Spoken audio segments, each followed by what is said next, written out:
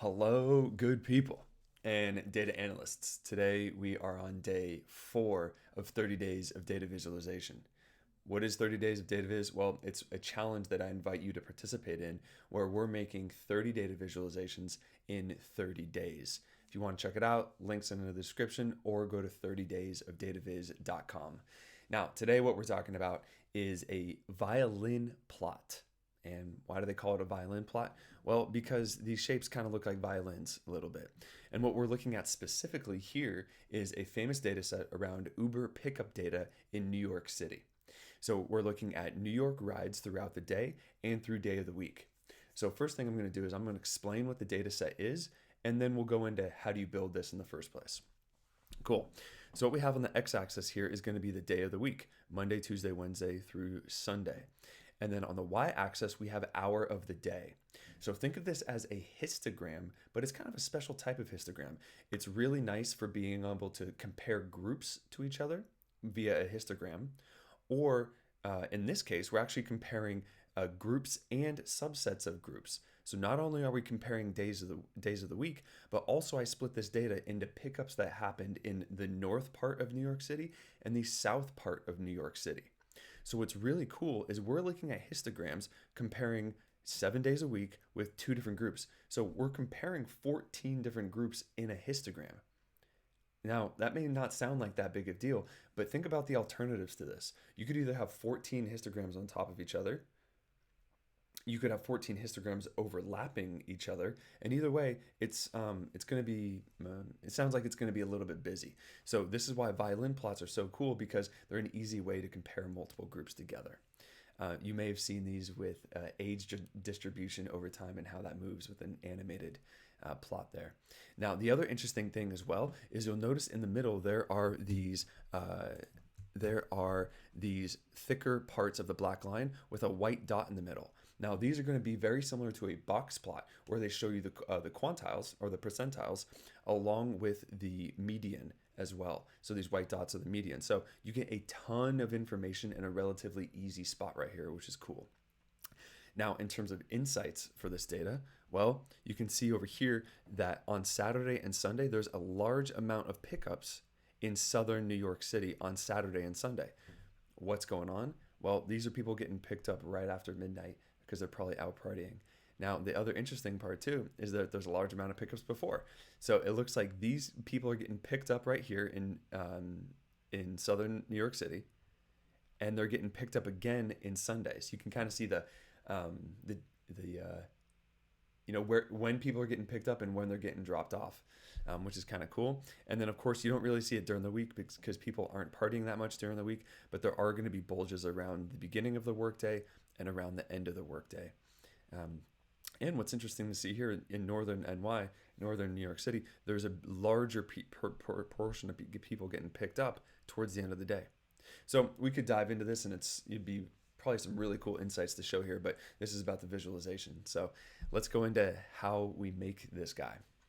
Now, the first thing is that let's take a look at the data.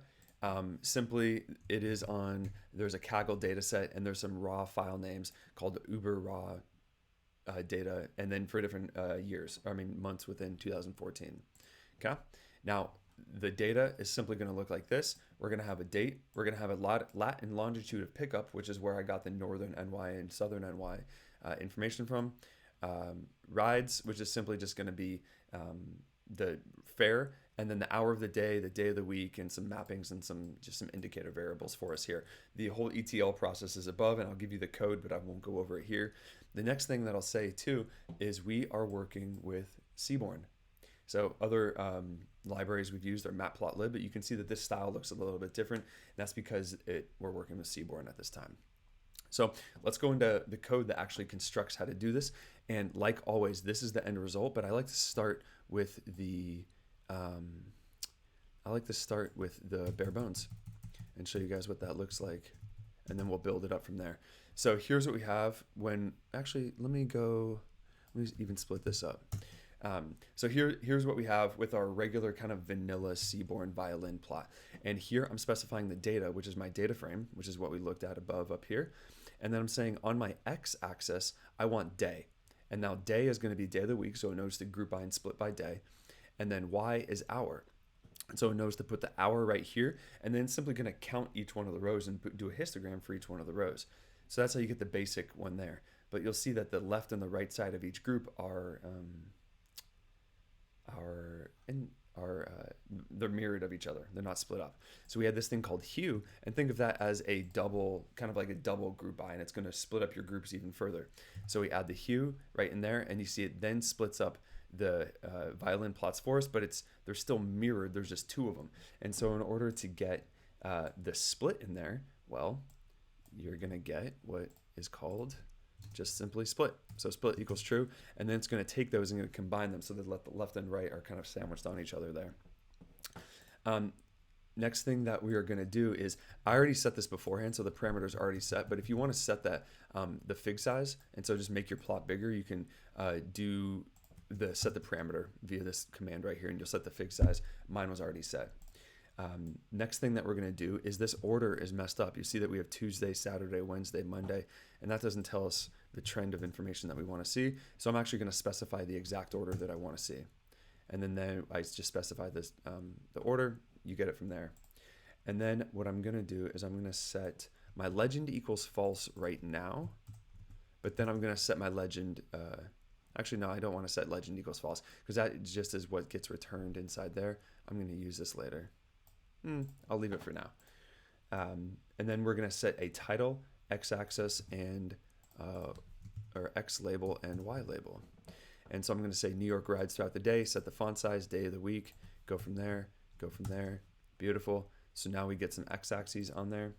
And then finally, I'm going to put the legend down at the bottom, and I'm going to specify the actual legend name, because you'll see here that the legend is just named North, and that doesn't tell us much of what we want. So I'm going to say North NY question mark, font size large, title font size large, and put it in the lower left. And then there we go. So there's our violin plot split across the days. Remember, I'm going to share this on Twitter. I highly encourage you to join this 30-day challenge of 30 days of data viz. Post it on Twitter. Let's take a look at what you have, and I will personally comment on your charts and tell you where I think that it's either awesome or where I think you could improve. Awesome. Happy data viz.